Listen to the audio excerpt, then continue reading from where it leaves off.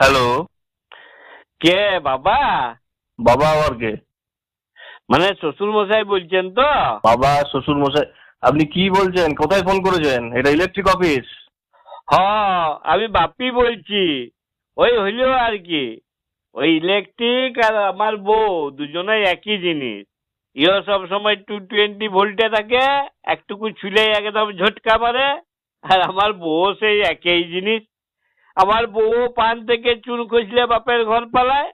আর আপনাদের ওই ইলেকট্রিকও একটুকু ঝড় বৃষ্টি একটু গাছের পাতা লড়িলে ও ফুস।